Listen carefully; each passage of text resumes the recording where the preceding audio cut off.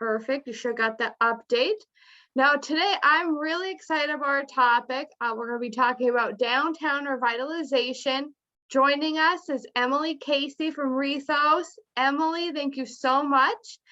This is a topic I think we've all kind of been chatting about in our own communities, but it's nice to collectively come together and learn a little bit more about your organization and how you can help communities like ours. So Emily, without further ado, I'm just going to turn it over to you. Great. Thank you, Katie. I'm excited to see all of you. I'm sure I've interacted with some of you when we were up at the Connecting Entrepreneurial Communities Conference last fall. And I'm sure we've connected in other ways, but I'm excited that things are starting to ease up and there's hopes of travel and being together and seeing each other instead of just a head on a screen soon. Katie, can you remind me how long I have? You have about 20 minutes. Okay. I am about to talk very fast at you.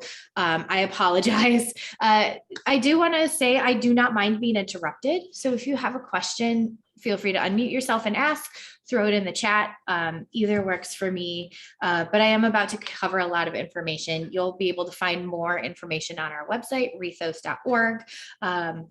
But I'll dive in. So Rethos is a place that reimagines places. Most of our work centers around old buildings and the communities and the people who interact in and around those buildings and those community spaces.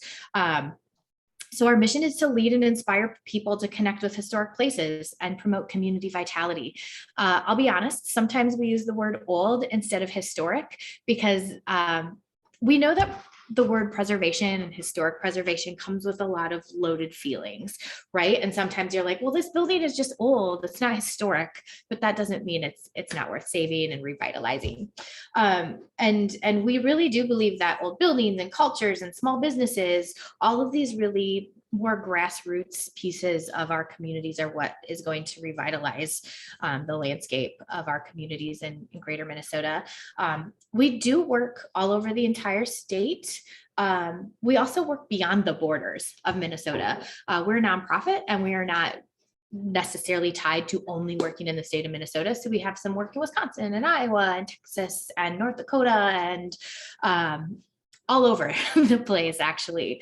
I actually live and work in Winona in the southeast corner of the state, but a number of my colleagues are in St. Paul, and we are working on opening an office in Duluth this summer. So I will probably be sending some information to Katie about that once we get closer to the summer, but we're really excited to be heading northwards a bit. So I want to just talk you through some of our different program areas that we work in at Rethos because they are connected but different, and spend probably the majority of the time talking about the Main Street program, but I do want to touch on some of our other departments. So our real estate department is really focused right now on historic rehabilitation loans. This is leveraging the historic tax credits, which I will step up right now and say we know that they're a challenging thing for greater Minnesota. I'll talk more about policy in just a second, but we know that there are things that need to be done in greater Minnesota to make things like historic tax credits, loans, economic development opportunities more useful for greater Minnesota communities and not just a copy paste version of what's happening in the metro area. So one example of a program that we worked on is the State Theater in Ely, Minnesota. Tanner Ott really drove that process, and we are so excited to see the final version. And we know how important that building and space is to the community of Ely for not just their performing arts, but as a community gathering space as a whole. We're able to leverage partnerships with all kinds of industry professionals through our real estate program. And I know we're working on some revolving loan programs that are coming out soon. They're still in the building processes, but are just with some new opportunities. Our Policy Institute. We have worked in the policy realm for a long time. Rethos has been around since 1981. we were formerly called the Preservation Alliance of Minnesota. So you might be saying, wait, I've never heard of Rethos before. We've been around a long time. We just changed our name a few years ago, but it didn't change the scope of the work that we were doing at all. So the Policy Institute is right now really focused on extending the historic tax credit, working to leverage what benefits that can be for the whole state. And we know it needs to be made better, but we have to extend the deadline before we can fix what the tax credit program is itself. But the Policy Institute, while we had policy programming before, the Institute was officially launched in 2021, and we're working on figuring out exactly how to provide the best services for communities in greater Minnesota around preservation.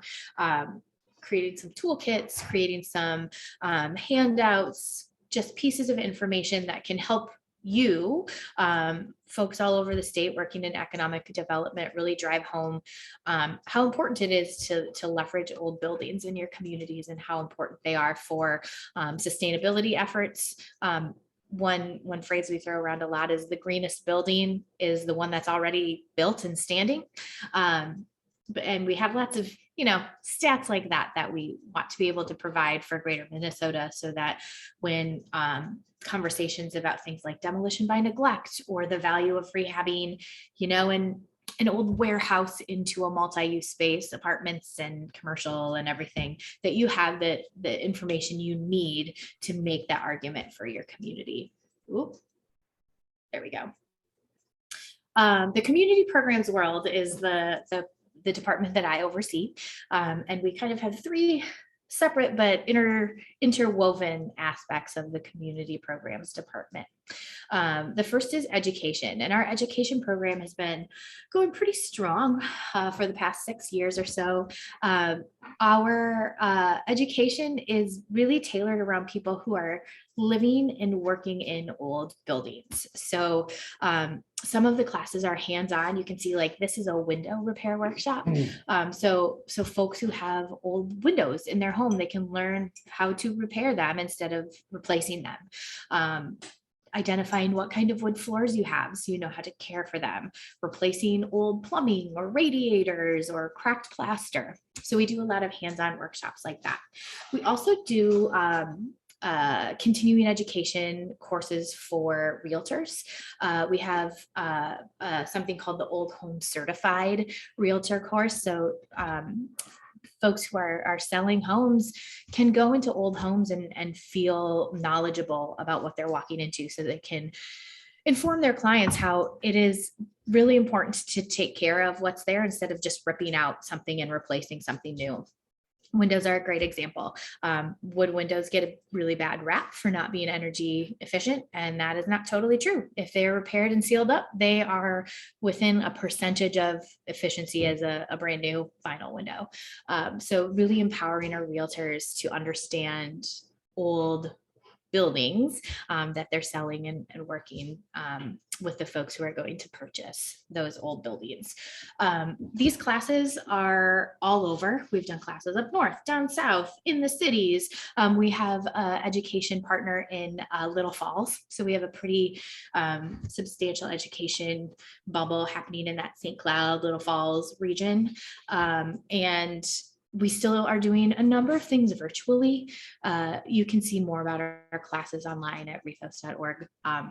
There's always something new and exciting. And I will put a plug in. We're really working to expand this offering, but part of that expansion is new instructors. So if there's folks that in your region who are like, yeah, they do a ton of work around old buildings, or there's a contractor who just really specializes in caring for old windows or refinishing floors or radiators or plaster or anything that you can think of, do pass it on. We're really trying to tap our network right now to grow that. Community engagement. This is something that is really enveloped in all of our departments, but also is a bit of a standalone thing too. So we have a really different approach to community engagement than some other entities. Not that it's wrong or right, it's just different. So our community engagement process is a little more informal than some other processes that you might entertain or engage with. So we spend a lot of time going into places where people are already gathered. We wake up early and go chat with the old timers who go to coffee every morning at the same place at 6 a.m. And we listen to them and we talk to them. We talk to the usuals who are at the bar at 5:30 every night after their shift is done. We go into school classrooms. We go into retirement homes. We go into places that provide adult day services. We go to major employers. We certainly do host focus groups, but we spend our time trying to create questions that we can talk to people in the places that they're already gathering, because they're a lot more willing to be open with us when we're meeting them in like their turf, right? Like if you're sitting in a bar having a beer, somebody's going to be a lot more honest with you about what they really think than if you say, please come to this meeting in this room that you're not familiar with and tell us what you think. We also have understood that, you know, a lot's happening virtually. So we do a lot of the survey monkey, blah, blah, blah, virtual connection, but we get really good answers from people who we realize they're just looking for an outlet. People have really good ideas about their community, and people really care about the places they live in, and they want to make them better, and places that they want to stay and they want their kids to stay. So our work is all around leveraging what you already have in your community. And it doesn't have to necessarily always mean a major spend. You know, it isn't always $100,000, $200,000, $1 million investments. It's that lots of little change added up together. We have a few very curated community engagement programs. One you may have heard of is our Artists on Main Street program that was created through a grant from the Bush Foundation. We work very closely with Springboard for the Arts. That initial round of funding is over, but that program itself, we use local folks. So local folks who are just creative or artists or have good ideas to solve a challenge in their community. One example of this photo in this slide right here is a building in Old Town in Mankato. And this was just a, you know, kind of gross painted cement wall. Mankato was really trying to leverage the side and rear entrances in their Old Town because traffic moved through really, really fast. Crossing a 45-mile-per-hour street is scary and dangerous if you are potentially moving slower. The artist that took over this project wanted to create a welcoming space in this lot that lots of people could park in and then use rear alley entrances and not have to cross the really fast street from the public parking lot. So the artist did the outline of the mural. Community members came and painted together. The local paint shop said, oh, well, we'll just donate the paint for this. This is such a great idea. And it's really become something that the community loves. There's senior pictures, there's weddings, there's a feeling that people are excited that they contributed to something. And all of a sudden people are lingering in the district, spending more money, grabbing a coffee, popping into a shop because they feel a little more welcome in their space. Downtown assessments are a very specific program where we help to create an action plan for specifically your downtown district, using what assets you already have in your community. And story mapping sometimes syncs up really closely with downtown assessments, but I do want to point you to our website. We did a pretty exciting project in Otter Tail County around story mapping, where we leveraged local folks to gather stories and tell their stories and preserve what they wanted to be preserving in terms of their local history and their local culture. It's pretty cool. There's a great one about a sauna that a woman turned into a cute little paper doll book, which sounds silly, but has gotten a lot of kids interested in their Finnish sauna culture. Before I dive into just Main Streets, does anyone have any questions about our other programming for Rethos?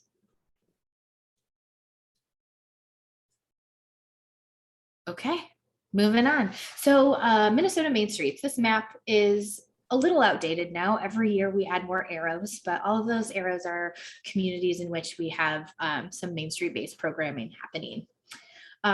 Ultimately, Main Street is an economic development tool. Sometimes Main Street organizations tend to get the role of the party planners in the community, but Main Street is so much more than just planning parades and events and public activity. It's leveraging what is in your town to make it a stronger economic engine for your community as a whole. We in Minnesota at Rethos are the coordinating entity for the National Main Street Center. And Main Street America is in 47 states in the US. So we have very, very identical requirements and programming so that accredited communities in Louisiana are the same as in Minnesota, which are the same as in Washington, which makes for a really exciting network. Main Street is the only entity I've ever worked with where they were far more interested in sharing than protecting their intellectual property. I have numerous examples of a community saying, oh, well, we want to try a program like this. Any suggestions on where to start? And there are 3 or 4 places that say, oh, we did this, do this, don't do this. Here's the templates to plan it. Don't start over, just change the logos. You can go ahead with the information we've already created. Because everybody knows that your downtown is your downtown. People live in your town. Yeah, you're going to visit other places, but downtowns need to be for the people who live and work in a community. So the Main Street approach is really meant to be like a map, right? Like when you pull up Google Maps, you're going to get 4 ways to get somewhere.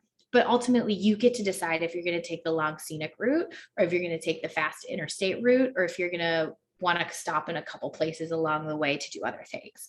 So that's how Main Street works. It gives you a plan and a number of options, but ultimately your community is deciding what's right for your town.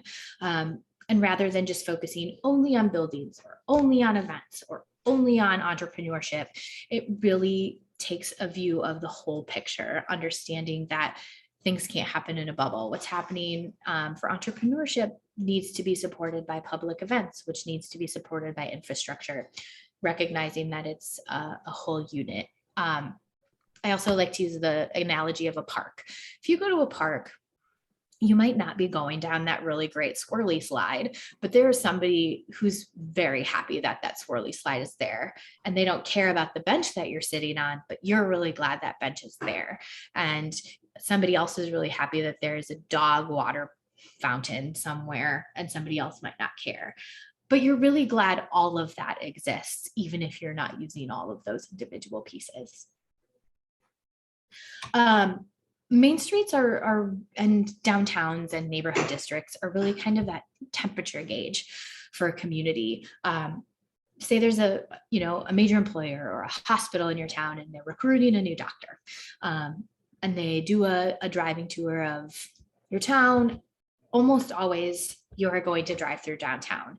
And probably in your own travels, you drive through communities, you look around their downtown, and you use what that 10 block radius looks like as your temperature gauge, opinion maker for the community as a whole. A healthy downtown tends to mean a healthy greater community. It's kind of a microcosm of everything else happening in the town. And Main Street in Minnesota and on the national level provides resources that make it easier to open businesses or start planning events or do more engagement with the public to make your downtown stronger and more livable and places that people want to be.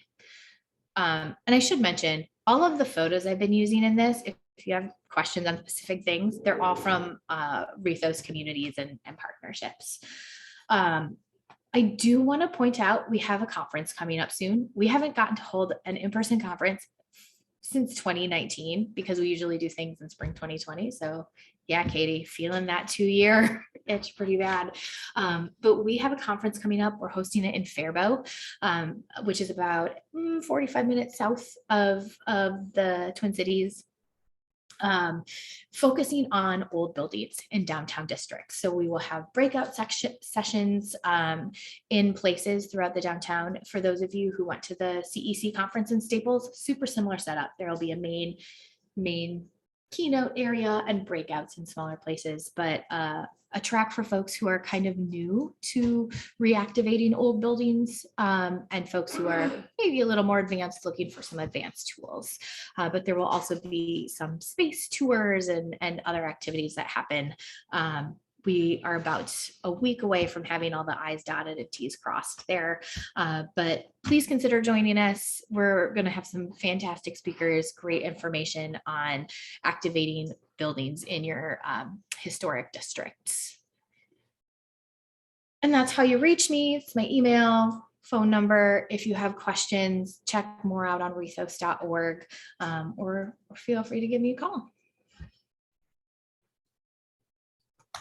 Thank you so much, Emily. I don't know if I've nodded so much during a presentation in a while. Just loved all the little analogies and tidbits there, and love that you're speaking the greater Minnesota language. It's really nice to hear. Does anyone have any questions for Emily? I do. Yeah, go ahead. Hi, Emily. On your one slide, you mentioned community or Main Street assessments. I assume you're talking paper assessments, not tax assessments. Okay. Yeah, so our assessments are more of the community as a whole and how you can leverage what you've got in your community. We're not so much doing tax assessments or business assessments. We do partner with folks like Extension to make all of these things make sense together. But ours is very much focused on the community as a whole and rather than individual businesses, tax sites, that thing. Any other questions for Emily? Feel free to unmute yourself. Going once, going twice, looking at all your red little microphones. All right, Emily, thank you so much for joining us today. I really appreciate you making the time. And you all have the Rethos email or web address that was in your invite for today, so feel free to check that out. Emily, you're welcome to stay on or hop off if you've got somewhere else you gotta go. I do, but thank you so much. It was great to get a chance to talk to all you folks. You're doing really good work up in central Minnesota. Well, thanks, Emily. All right, moving along to community updates. Dean, what's going on in Wadena? Good morning, everyone. Well, as everyone knows, related to our downtown, we've got a very thriving downtown, a lot of artisan businesses and artisan supporting businesses. And we're always looking to build on that, working with Lillian Norman, our fellow through the Lead for Minnesota program on artisan businesses and kind of revitalizing, adding arts to our downtown, and potentially reuse of the old feed mill that's just outside of our downtown Main Street. But so that's kind of what's going on in our downtown. But other than that, we're still working on our large housing project, putting that together, the financing for that. We're closing on the purchase of that property at the end of the month, and going to be moving ahead with getting the infrastructure and streets put in and getting a bunch of new housing built in Wadena. So that's pretty exciting. So happy to answer any questions anyone may have. Always exciting to hear your updates. Any questions for Dean? All right, Lillian, Dean did put a plug into your programs, but do you have anything you'd like to expand on today? Nothing much, but I will mention the Take and Make program that I mentioned a couple of coffee talks ago. It's still going strong. We have another pickup day at the Wadena Library on the 18th of March coming up. So that's really cool. I'm glad that I'm still going with that. Another thing that I think I should mention is very, very early in this process, but I am trying to put together a arts and cultural plan for the city. So if anyone has any ideas for that and wants to work with me on it, or has any ideas about engagement in that process, feel free to reach out to me. I love hearing from people and talking with people. And as Dean mentioned, if you know any artisans that want to get started with their businesses, feel free to reach out to me about that as well. I love, like I said, I love working with people. Thanks, Lillian. Trying to see who else is on the call. I know Melissa's on the call from Staples, but her microphone isn't working today. So we'll just think fondly of Staples by ourselves. Let me see who else is here. Mayor Dice, do you have anything you'd like to add?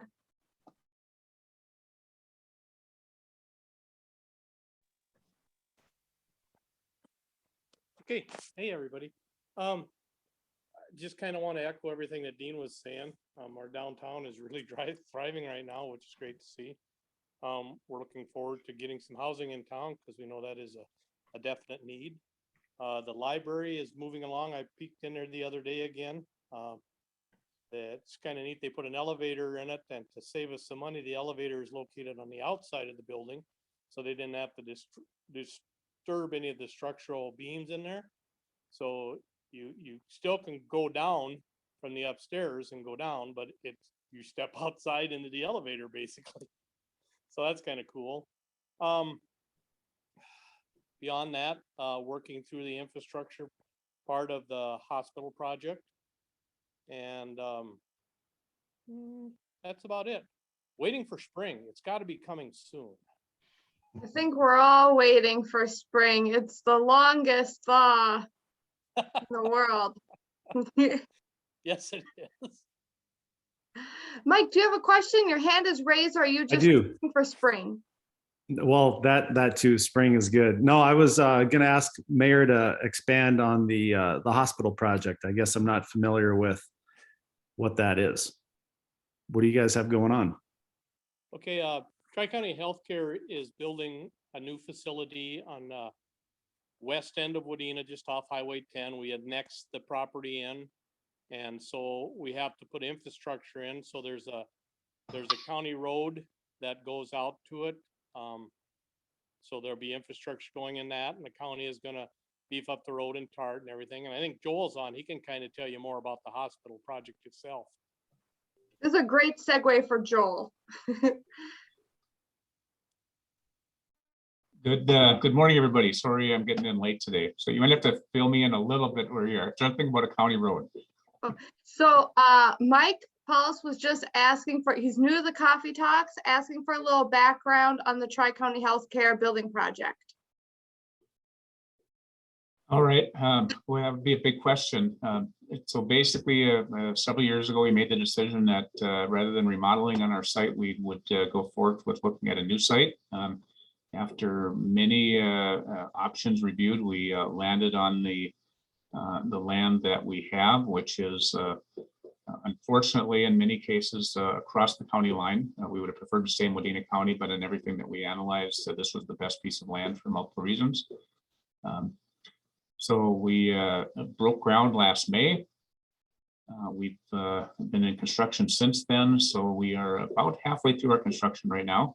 The timeline is going very well. Winter has certainly provided a few hiccups on individual components of the project planning, but we still expect delivery of the project from Mortensen Construction, our general contractor and construction manager, at the end of this year, with us having a plan to move in late March of 2023.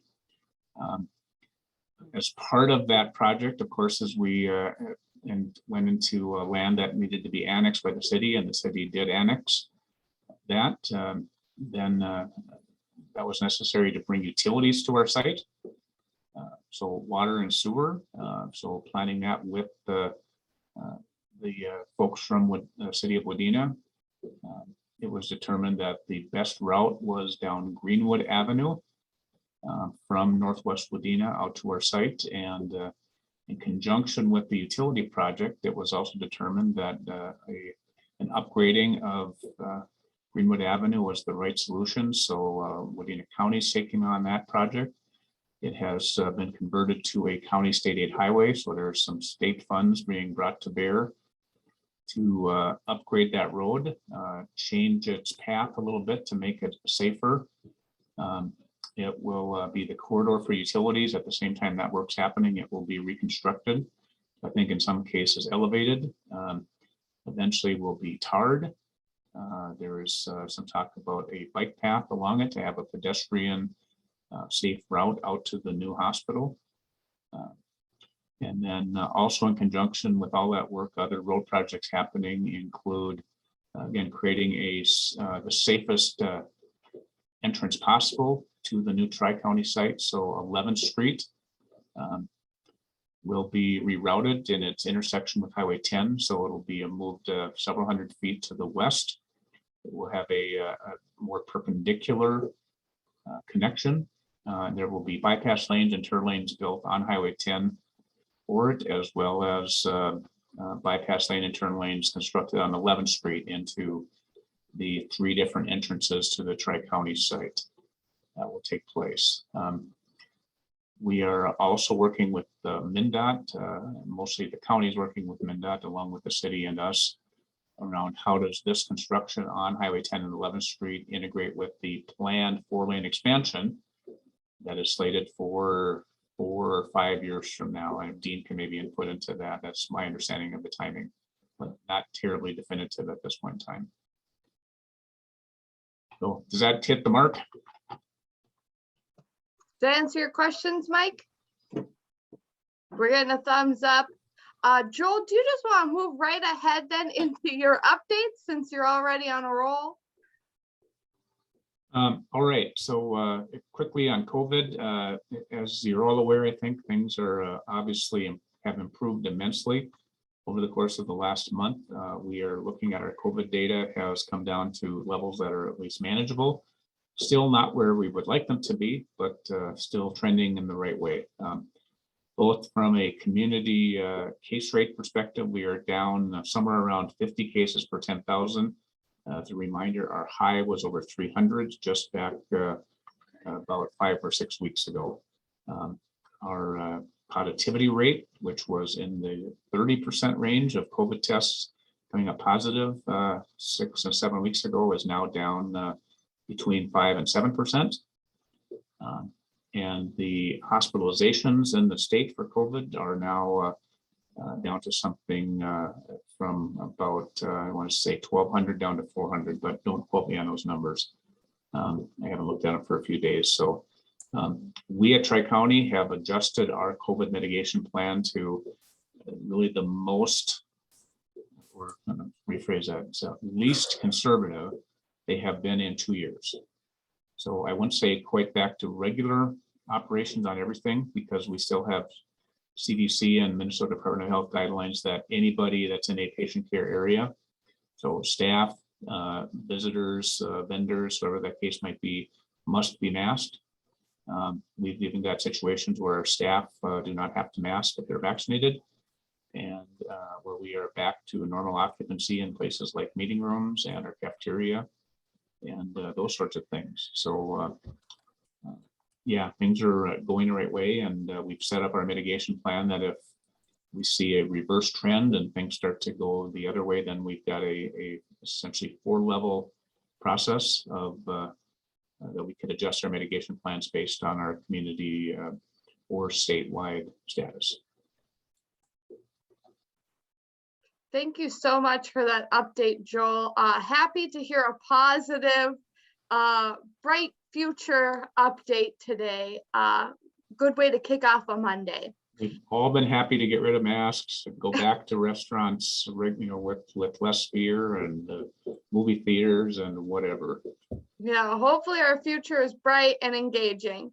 Yeah, I mean, I despite us sometimes having to bring some tough messages, that's not something that anybody at Tri-County's wanted to have to do. It's just what we feel has been part of our our mission and our work is to help safeguard the health of the community. So we've delivered messages that not everybody always wanted to hear. Yeah. Well, I have always appreciated your updates and the transparency of it. I think having that local information just has helped this entire time. So thank you. Glad to help. All right. Well, looking to see who's else on the call. Does anyone have any updates from their own organization that they'd like to share? Feel free to unmute yourself. Lou, you're unmuted. Did you have something to share or are you just unmuted? Oh, geez, I'm sorry. I didn't realize I was unmuted. That's okay. But hi, how you Hi, doing? Lou. Thanks for joining us. Sorry, I came on late. Someone came into my office right as it started. Sorry. That's okay. All right. Anyone have any updates they'd like to share with the group? Hey, Katie, just real quick from Tri-County Foundation side. I'm just putting in the chat right now. We have our 25th annual Foundation Golf Classic coming up on Friday, June 3rd out at Whitetail Run. And so it's an event that sells out every year. We usually have about 160 golfers out there, plus about 20 staff and volunteers. So we're excited about that. So registration info I just put in the chat for everybody. And then something new this year is we're actually bringing our gala out to the Whitetail Run as well. And so that will be October 1st. So that's got a little bit more time, but that one will be, we're going to do a big 60 by 120 tent out there. It's going to be a massive event, probably 250, 300 people out there for that event as well. So really excited for that. So again, just want to put that info out there for everybody to see, especially the Golf Classic is just going out today. So Thanks, Ryan. Yeah. Fun events to look forward to. Any other updates that people would like to share with the group? Katie, there's Rick. Go ahead, Rick. Hey, I want to give a plug for you for the Clicks and Bricks tonight. Thanks, Rick. Do you want to go ahead or do you want me to speak on it? Oh, we're getting a little feedback. I think it's great. It's a great thing for any business. It's tied in with the SPD series of three sessions. So I think that'd be great for any business that's interested in signing up for it on the retail, food, service, and hospitality area. I'll go ahead. Oh, Rick, would you mind muting yourself while I'm speaking? Yes. Just a little bit of feedback. Yep. Whoops. Let's see. Oh, there we go. For those of you who didn't quite catch that, we are hosting a series that kicks off tonight. I've mentioned it a few times, called Clicks and Bricks. It's e-commerce training for existing retail, food service, hospitality businesses. It's not too late to sign up. So I am going to go ahead and put the registration link in the chat in case any of you are interested in joining us. And if you're not able to make it this week, you can certainly join us next week or any of the or the week after that. We'll be having 2 trainers join us. One is Hannah Burtz with the SBDC, and then the second is Ryan Pesh from the University of Minnesota Extension. And they're really going to be talking these next 3 weeks about how to integrate e-commerce practices into your existing business. So not necessarily how to start an online business, but how to take your existing brick and mortar online clicks. That's where the Clicks and Bricks comes from. Anyway, you got that registration link. Feel free to check it out or share it with anyone in your network who may be interested.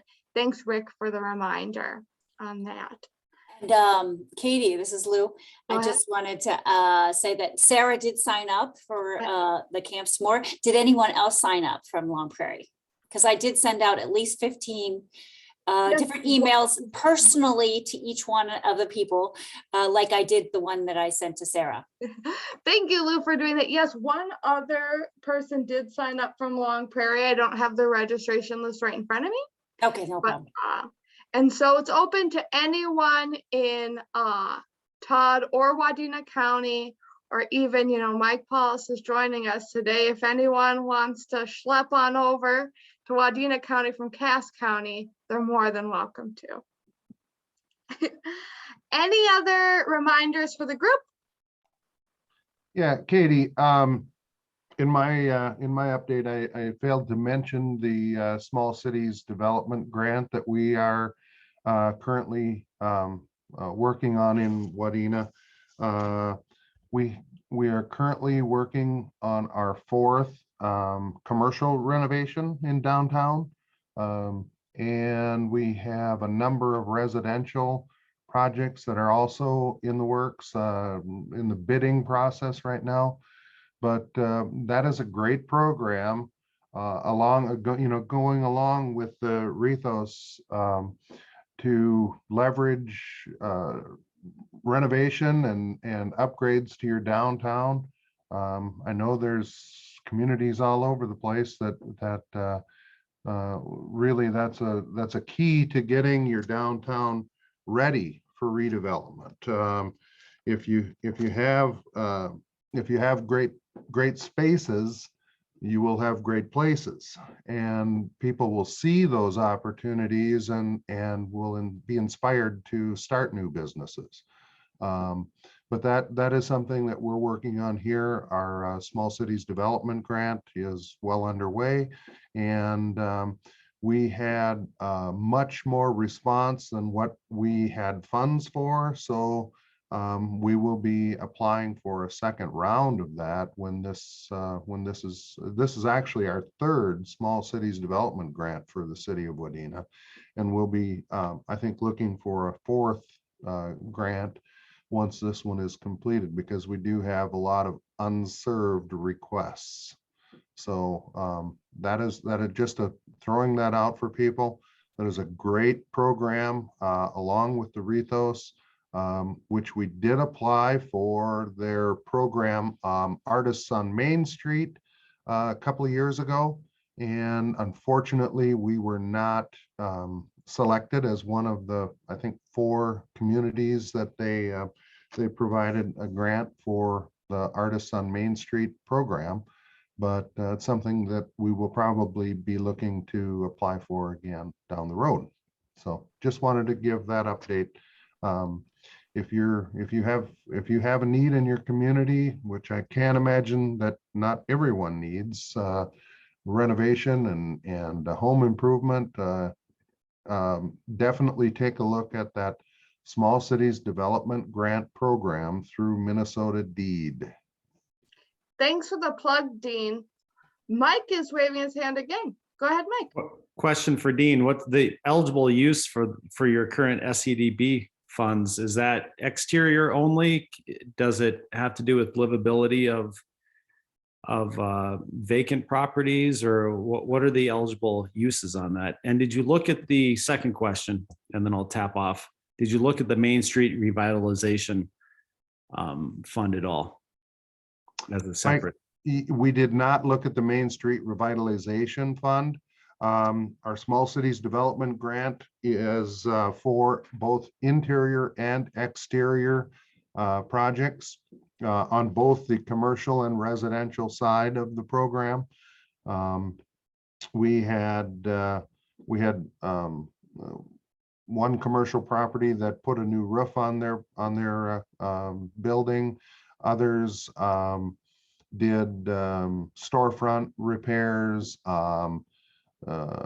interior work that brought the building up to code through plumbing, electrical, heating, air conditioning upgrades, and made it handicap accessible.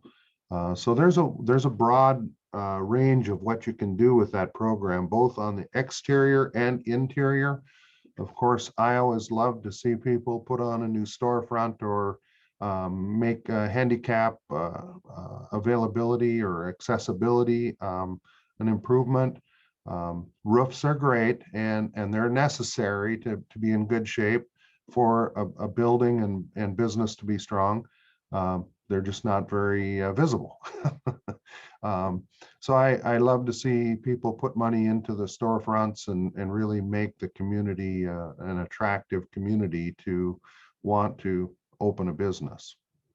Does that answer your question, Mike? Okay, cool. And Lou had a question. She popped in the chat. What's the match? 1-to-1?